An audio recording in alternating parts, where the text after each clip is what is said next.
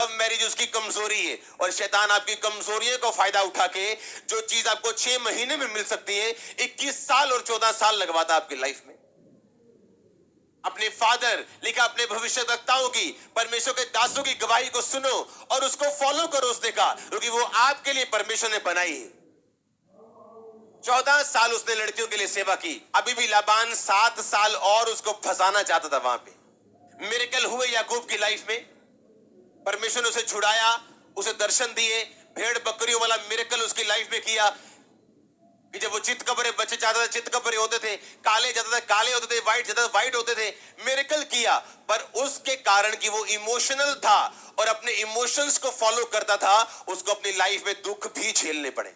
आपको ये ध्यान रखना है कि जो ग्रेस आपको मिली है आप उसको गाली नहीं दे सकते।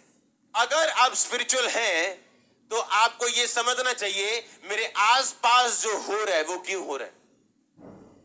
और मैंने कहा अगर आप इस प्रिविलेज को नहीं समझोगे, आप इस ग्रेस को नहीं समझोगे और बॉयफ्रेंड और गर्लफ्रेंड के चक्करों में पड़ोगे और पाप के चक्करों में पड़ोगे तो आप इस अनुग्रह को गाली निकाल रहे हो कि बाप के पास लाखों भेड़े मौजूद हैं और बेटा जंगलों में जा रहा है शिकार खेलने के लिए, टाइम वेस्टर। और परमेश्वर ने कहा मैं इसको अप्रिय, मैंने इसको अप्रिय जाना।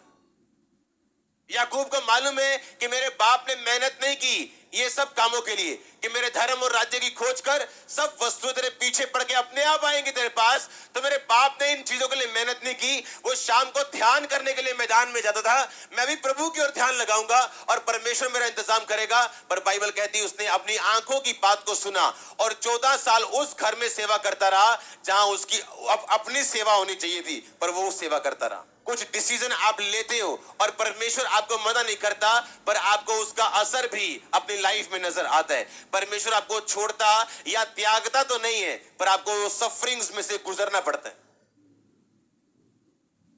जो चीजें आपको महान बनाती है वो क्या है? छोटी, पर है क्या? बड़ी।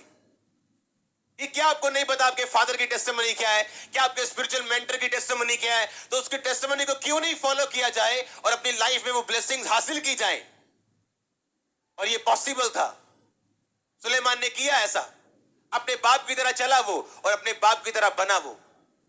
बाकी भाई नहीं बन सके, अबशालोम नहीं बन सका, किसी को ताकत में भरोसा था, कोई पाप में था, कोई केयरलेस था अपनी लाइफ में। पतरस ने कहा उन भविष्यवक्ताओं को जो तुमसे पहले थे, उनका एंड देख के, उनकी शुरुआत देख के परमेश्वर ने किस तरह से उनको बढ़ाया और आशीषित किया, तुम भी उन्हें फॉलो करो और तुम भी उन गवाहियों को देखते हुए परमेश्वर में चलो। कुछ सफरिंग्स परमेश्वर की ओर से नहीं, किसने मोल लिए? खुद इंसान ने। कुछ सफरिंग परमेश्वर नहीं चाहता याकूब झले, पर वो गया और उसने झली।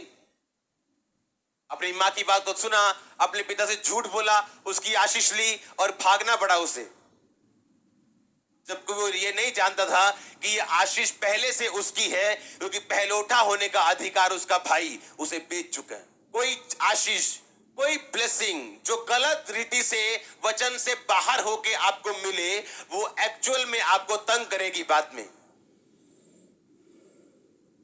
अपने फादर की गवाही को क्या करना? फॉलो करना। जो गवाही हम सुन रहे हैं, जो आगुओं की गवाही हम सुन रहे हैं, जिस तरह की चर्च में हम जा रहे हैं, उसे फॉलो करना है, उसे एग्जैक्टली फॉलो करना है अपनी लाइफ में, ताकि वो सेम ग्रेस आपकी लाइफ में फॉलो कर सके। कुछ चीजें जहां पे आपको सफर नहीं करना, वो नहीं करना। क्यों जानबूझ के फंसना? क्यों जानबूझ के लड़ाई मोल लेनी? अब आपको मालूम है आप क्रिश्चियन हो, आप मसीह में हो, आत्मा से भरे हुए हो, लेकिन एक कमी है कि लव मैरिज हो रही। किससे? अन्य जातियों से। अब आप उस सिर्फ मैरिज नहीं करवा रहे हो, आप उन सब श्रापों को भी आप मोल ले रहे हो जो उसके परिवार के ऊपर है। आप उन सब कर्ज से आपको फाइट करनी पड़ेगी मैरिज के बाद, जो आपके पार्टनर के खानदान के ऊपर है। फिर आप बोलोगे कि हस्बैंड बड़ा अच्छा है, वाइफ बड़ी अच्छी, दोनों से अलग अलग मिलो तो दोनों स्वर्गदूत लगते हैं, पर आपस में बनती नहीं, क्योंकि आपने सिर्फ एक मैरिज नहीं की है, आपने उस परिवार के पूरे कर्ज को भी क्या किया? आपने खरीदा है। अब फालतू की मेहनत करो, अब फालतू की प्रेयर करो, अब उसे तोड़ो, अब उसे काउंसलिंग करो, उनके घर वालों को काउंसलिंग करो, उन्हें मसीह में लेके आओ। मतलब जो काम आसानी से मसीह में जाने के, मसीह घराने में शादी करने में हो सकता था, उसको आपने 3, 4, 5, 6, 7, 10 साल लंबा करके फ्री की फालतू की लड़ाई मोल लेके आप बैठ गए हो। एक मैरिज हुई इसहाक की, हुई कि नहीं हुई? यकूब ने कितनी करवाई? हाँ, कितनी कराई?